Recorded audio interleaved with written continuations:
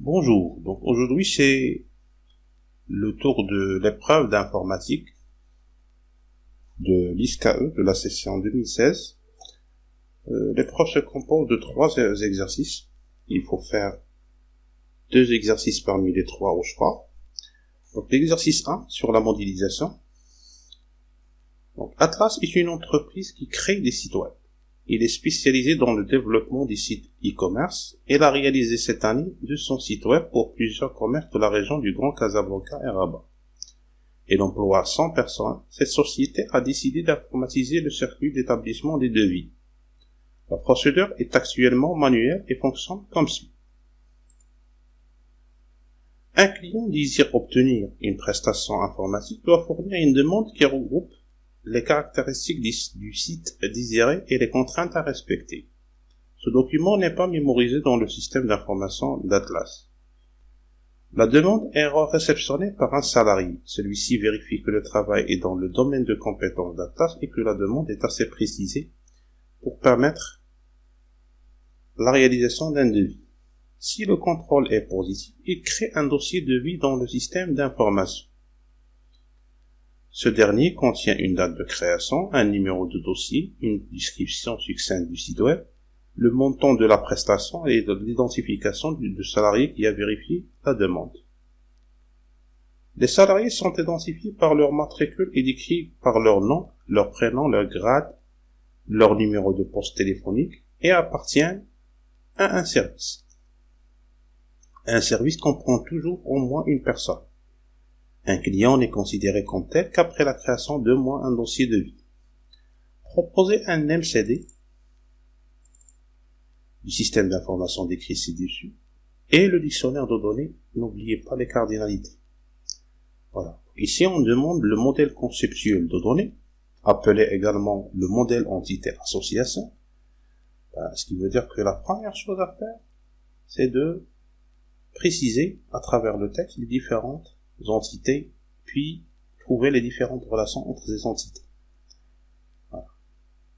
Donc on va commencer directement par la deuxième paragraphe, ou bien la troisième paragraphe, dans lequel on dit que la demande est réceptionnée par un salarié. Celui-ci vérifie que le travail est dans le domaine de compétence d'Atlas et que la demande est assez précisée pour permettre la réalisation d'un devis. Si le contrôle est positif, il crée un dossier de devis dans le système d'information. C'est-à-dire que dossier de devis, ça doit être dans le système d'information, dans le MCD. Ce dernier, voilà, et ça c'est la confirmation. Il contient une date de création, un numéro de dossier, une description succincte, le montant de la prestation et l'identification du salarié qui a vérifié la demande. Les salariés sont identifiés par leur matricule et décrits par leur nom. Donc salarié, c'est une autre entité. On détecte une entité dans le MCD. Vous pouvez vous poser la question comment on a souligné que dossier de devis et salarié sont des entités. Premièrement, on a dit que dossier de devis, il doit être enregistré dans le système d'information, donc il doit automatiquement figurer dans le MCD. Deuxièmement, c'est un objet qui porte des attributs, des informations. Un numéro de dossier, une date de création, etc. Ce sont des attributs. Et puisque dossier de devis contient des attributs, c'est nécessairement une entité. Salarié également est décrit par le nom, par le prénom, par le grade, etc. C'est une entité également. Un service, voilà. Un salarié appartient à un service. Un service comprend toujours au moins une personne, donc ça c'est une autre entité. Un client n'est considéré comme tel qu'après la création d'au moins un dossier de devis. Donc client, c'est une entité. Au minimum, on doit trouver ces 4 entités. On va les représenter. Puis, on va voir les relations qui peuvent exister entre ces entités. Donc, il y a l'entité dossier de devis, l'entité salarié et l'entité service et l'entité client. Donc, on va créer 4 entités pour ça. Voilà. Dossier de devis.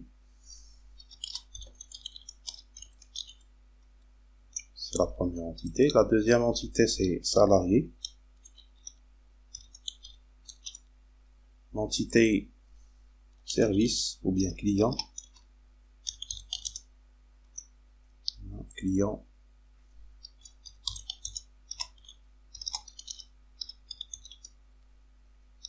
Et l'entité employé. L'entité service. Alors, voilà.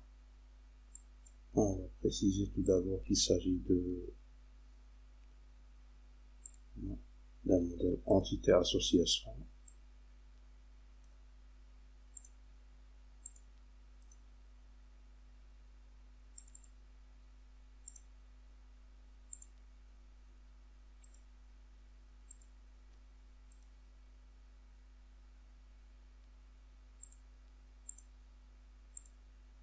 Voilà. Donc, un salarié, si on revient au texte, bien, on va commencer par un salarié est identifié par leur matricule. Donc, matricule, nom, prénom, grade, numéro de poste.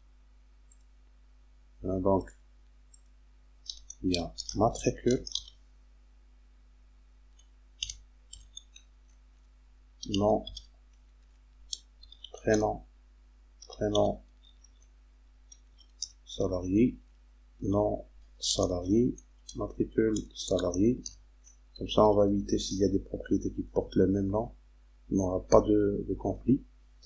Prénom salarié, grade salarié, numéro de poste.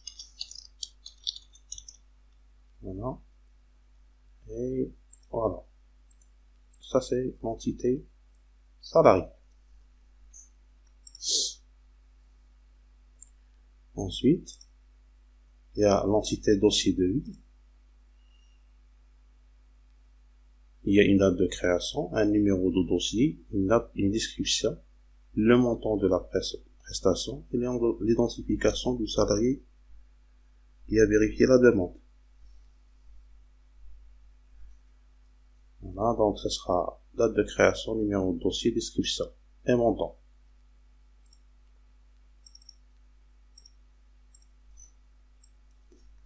Numéro dossier, date création dossier, description et le montant.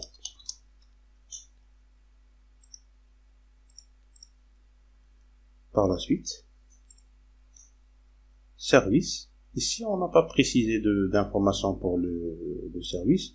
On aura en moins un numéro de service, un identifiant, num service et son nom.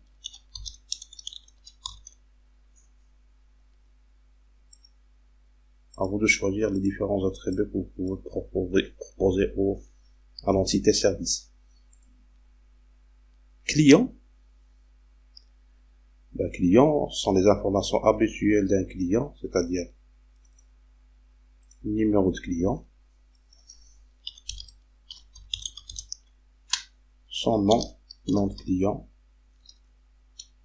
et prénom du client et adresse client. Vous pouvez ajouter les informations que vous voulez, mais ça doit être suffisant. Voilà, on va revenir au texte pour voir les liens. Donc, si le contrôle est positif, c'est-à-dire le contrôle effectué par un salarié, le salarié crée un dossier de vie dans le système d'information.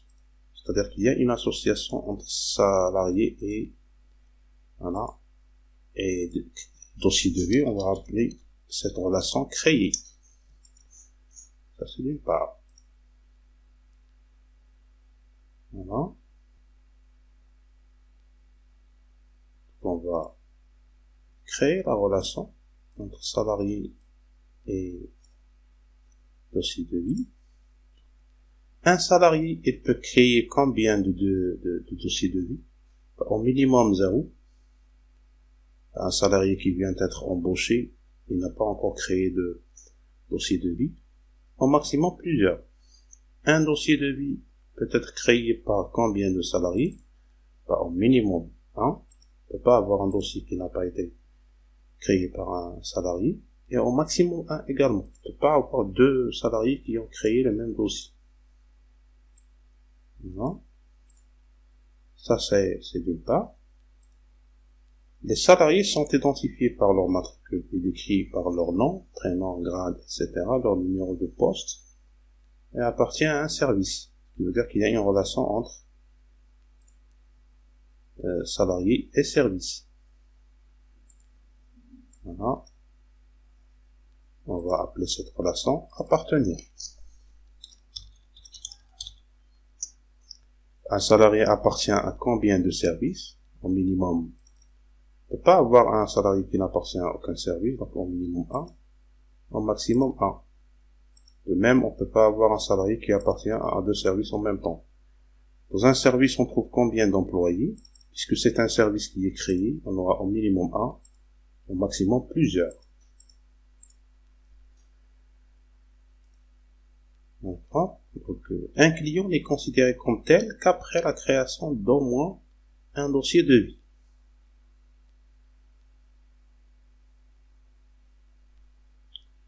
Ce qui veut dire que ce qu'on va faire, c'est au lieu d'avoir un peu, par exemple, voilà, puisque un dossier a été créé, on va créer en même temps un dossier de vie et on va ajouter un client.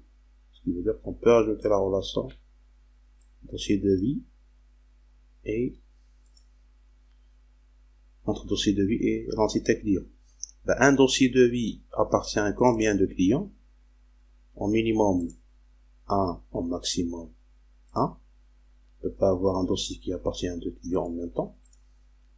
Et un client, il peut créer combien de dossiers de vie?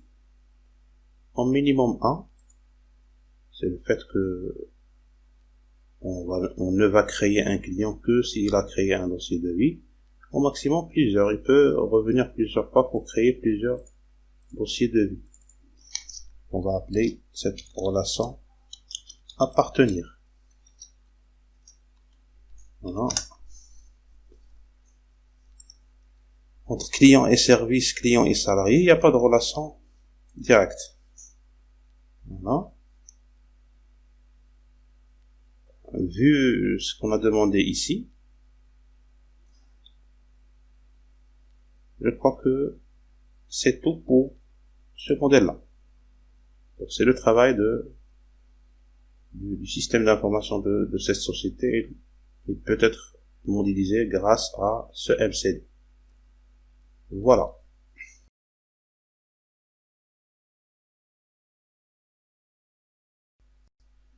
L'exercice 2, il traite la partie algorithmique. Donc on demande d'écrire en pseudo-langage, en pseudo-code, un algorithme qui calcule la somme des carrés des chiffres d'un nombre entier n. Je suppose que vous disposez des fonctions quotient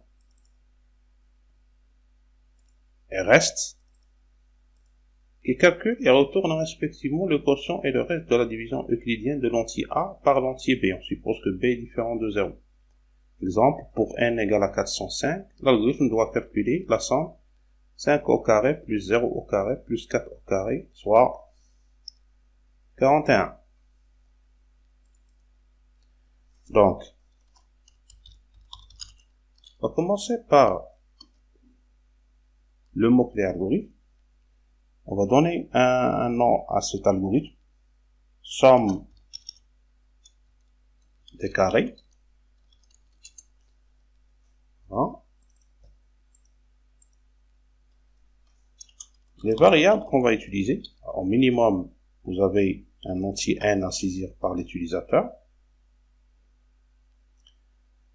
On va calculer une somme, 5 au carré plus 0 au carré plus 4 au carré, donc c'est une somme en fin de compte. On va avoir besoin du reste. Donc on va appeler ce reste petit r. Voilà, si on a besoin d'autres informations, on va les déclarer. C'est pas très grave. Donc, premièrement, il faut demander à l'utilisateur de donner la valeur de n. Écrire. On affiche un message, comme ça l'utilisateur va savoir de quoi il s'agit. Un message qui invite l'utilisateur à saisir un entier. Voilà. On va lire et on va stocker la valeur qui sera donnée par l'utilisateur dans la variable n. On va calculer une somme. À chaque fois qu'on calcule une somme, il faut créer une variable, c'est la variable s qu'on a déclarée. Lui donner la valeur 0. Et donc, on va utiliser une boucle tant que n est différent de 0. Vous pouvez écrire différent comme ça ou bien comme ça. Les deux sont valables. Tant que n est différent de 0, ce qu'on va faire, on va stocker dans x, une variable x, la valeur on va utiliser la fonction rest, de n par 10. C'est quoi l'objectif de ce calcul? Alors, c'est très bien que le reste de la division d'un entier composé de plusieurs chiffres par 10, il renvoie le chiffre des unités. Ce qui veut dire qu'on aura besoin de ce chiffre pour faire notre calcul. Ensuite, on va dans S ajouter la valeur de x à la puissance 2. Dans la première itération, S reçoit 0. Donc ça sera S plus ça bien sûr. Donc ça sera 0 plus x à la puissance 2. Dans le cas de 405, ça sera 0 plus 5 à la puissance 2. Et bien sûr, la valeur de n sera modifiée. Il devient, en utilisant la fonction quotient, il devient n sur 10. C'est le quotient de n par 10. C'est-à-dire dans le cas de 405, ça sera 405 par 10, ça sera 40. On revient, puisque c'est une boucle, on revient, 40 est différent de 0, on refait ce calcul, on calcule le reste de 40 par 10, ça sera 0. Donc on va calculer 25 plus 0 à la puissance 2, donc ça sera 25. Et n devient le quotient de 40 par 10, c'est-à-dire 4. On revient, 4 est différent de 0. On calcule le reste de 4 par 10, ça donne 4. S, c'est 25, c'est-à-dire 5 à la puissance 2, plus 4 à la puissance 2, c'est-à-dire 16, ça donne 41. Et n, ça sera 4 sur 10, ça donne 0. On revient, n qui est égal à 0 n'est pas différent de 0.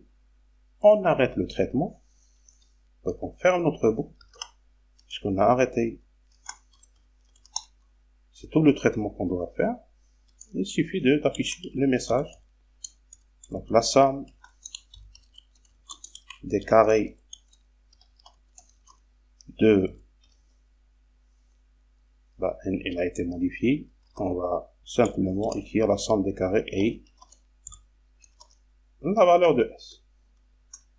Ça, c'est l'algorithme qu'il faut écrire. Voilà. C'est tout pour cet exercice.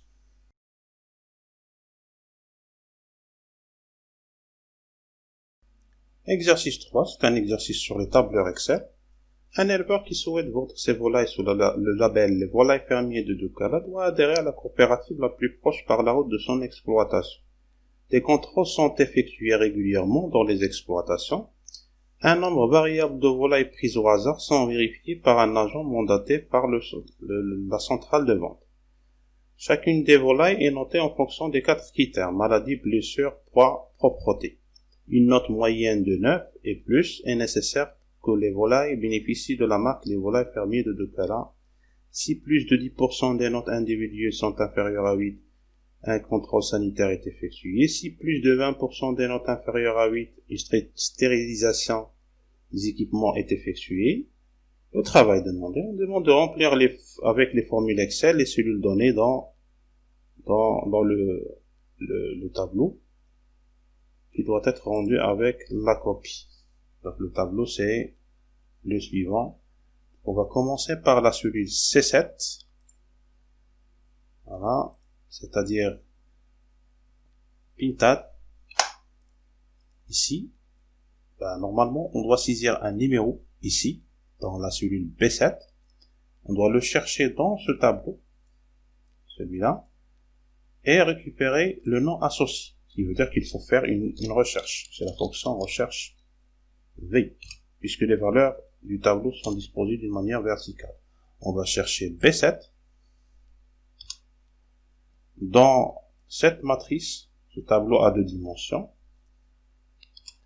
On va récupérer la deuxième colonne, donc c'est la colonne numéro 2, et c'est une recherche exacte. Donc on va mettre faux. Voilà. C'est la formule qu'il faut écrire.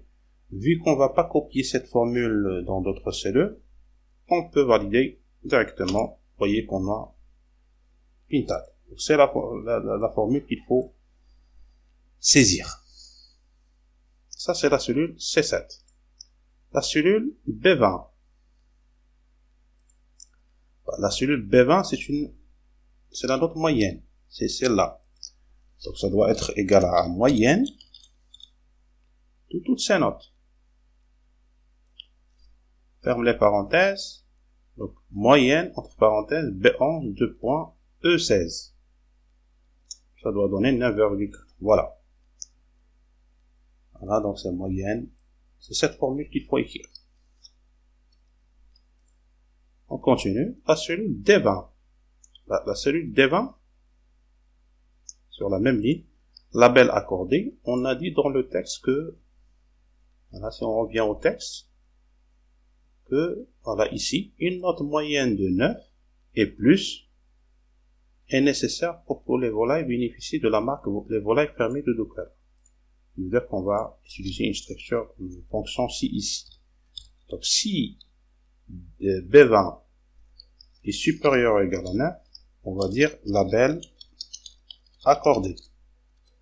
Sinon, ça sera label non accordé. Et on valide. Voilà, ici c'est label accordé. Si on teste avec, voilà, on change les notes. Juste pour vérifier, vous voyez, label non accordé, ça se modifie automatiquement. Dans notre cas, c'est label accordé. On revient, ça c'est la cellule D20. C'est la formule qu'il faut écrire dans ces cellules. D20, c'est B23. Voilà, c'est B23, c'est-à-dire c'est cette valeur, 24. 24, c'est le nombre de notes. En d'autres termes, il faut utiliser la fonction NB et compter le nombre de notes qui sont disponibles ici. C'est NB de B11 jusqu'à E16. On rappelle que NB il calcule le nombre de notes. S'il y a des notes vides, ils ne seront pas comptés. Ça donne 24. Inférieur à 8, c'est-à-dire le nombre de notes qui sont ici inférieur à 8. Ça va être NB avec condition. Donc c'est NB.6. NB, on va compter ce plage-là. Le critère, ça sera inférieur. Voilà. Inférieur à 8. Ce sera directement inférieur à 8 entre double cote. Et on ferme les parenthèses. C'est NB.6, la plage des cellules inférieure à 8 et on valide. Ça donne bien la valeur 3. Ensuite, donc ça c'est la cellule B24. B25, c'est le pourcentage. C'est 13% ici, donc c'est automatiquement égal à le nombre de valeurs inférieur à 8 divisé par le nombre total de notes. Ça me donne bien 13%. Donc c'est B24 divisé par B23. Voilà. La dernière cellule, c'est la cellule D25. D25, ça veut dire que, est-ce qu'on va faire, on revient à l'énoncé de départ, est-ce qu'on va faire, voilà, ici, s'il y a plus de 10% des notes individuelles sont inférieures à 8, un contrôle sanitaire est effectué. Si plus de 20%, une stérilisation des équipements est effectuée. Ce qui veut dire qu'on va utiliser une structure conditionnelle ici. Donc, si le nombre qu'on a dit, si plus de 10% des notes, c'est-à-dire ce pourcentage-là, s'il est supérieur